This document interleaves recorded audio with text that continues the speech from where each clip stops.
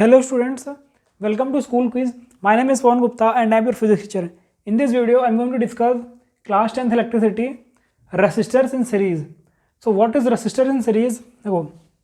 When two or more resistors are connected into each other, then they are to be connected in series. So I am taking three resistor. This is your three resistor, bulb 1, bulb 2 and bulb 3. Now what is resistors in series? When two or more resistors are connected into each other. What is this? Into each other means the connection means this end point is connected to this and that end point is connected to this. So this combination is what your resistors in series.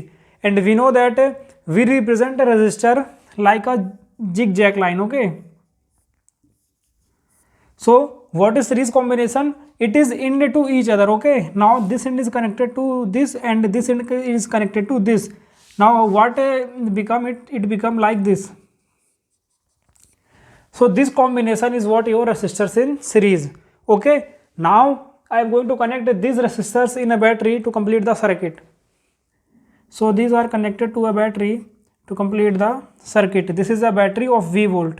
Okay, now in resistor in series we are going to check or we are going to see the behavior of two things, that is current and voltage in all three resistors, that is resistor 1, resistor 2 and resistor 3. So we know that this is your battery of V volt. Now I current is flowing in this battery, and when it flows in resistor R1, what resistor R1 do? We know that what is resistance do? Resistance opposes the flow of current. Okay, it opposes the flow of current but not decrease or eat the value of current, means that the value of current flowing in this resistor I, this is same as the value of current flowing in this resistor, and the same value of current I flowing in this R3 resistance, and then current will go further. Okay, so what we conclude here? We conclude here that in the circuit that the value of current is the same in all three resistors, that is R1, R2 and R3. It means that I is the same in all resistors. Okay, and what is your second point? We are going to check the value of potential across all three resistors, that is R1, R2 and R3. So how we are going to check? We know that potential is measured by an instrument, that is voltmeter. We know that voltmeter is an instrument. Voltmeter is an instrument which measure the value of potential. So we connect the voltmeter across R1, R2 and R3. So suppose this is your V1, this is your V2 and this is your V3. So what is the value of potential V1 which is connected across the R1? Now this is your point A, B, C and D. So the value of V1, which is connected across R1 is VA minus VB, because it is connected between point A and B, and the value of V2 which is connected across R2 is, the value of V2 is VB minus VC, and value of V3 which is connected across C and point D, that is V3, this is equal to VC minus VD. And now we are going to connect a common potential across all three resistors, means suppose at point A and at point B a voltmeter is connected so that we can measure the common potential. Okay, now the value of this common potential, this is equal to VA minus VD, VA minus VD. Now adding V1, V2, V3 which is connected across R1, R2 and R3.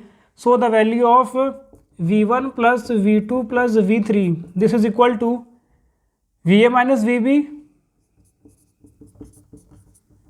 plus VB minus VC plus VC minus VD.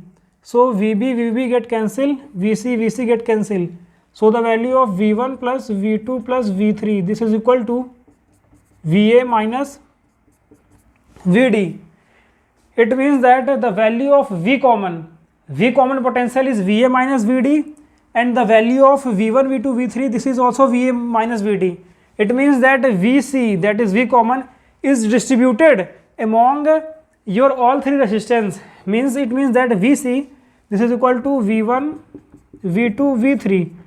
What we conclude from this? We conclude that potential is distributed across R1, R2, R3, and if the value of resistance, see, potential is distributed among R1, R2 and R3, all resistors, and if the value of resistance is different, then it is distributed ununiformly, so the value of potential is not same. What we conclude from voltmeter, that the value of potential is distributed in all three resistance, so the value of potential is not same. Okay, means potential is different. Potential is different in all resistors. Now what we are going to do, our next step is we are applying Ohm's law in all the resistance and then calculate the value of your R equivalent. Okay, so take the screenshot of this. I am going to rub.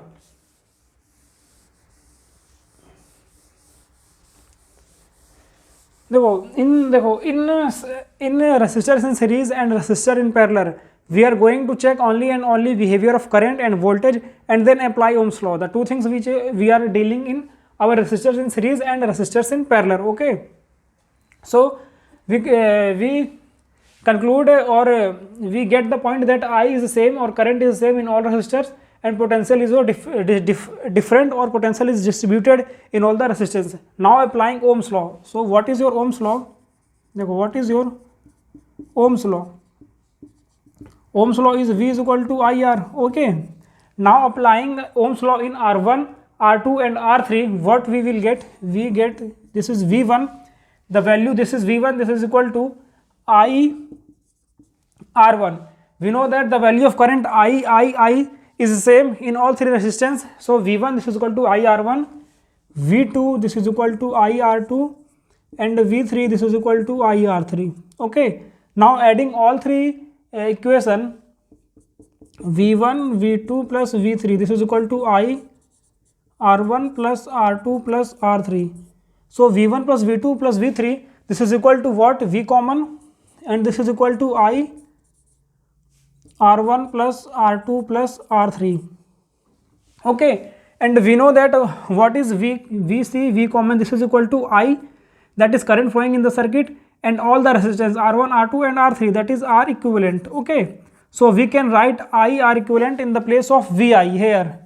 So what we get? We get I R equivalent, this is equal to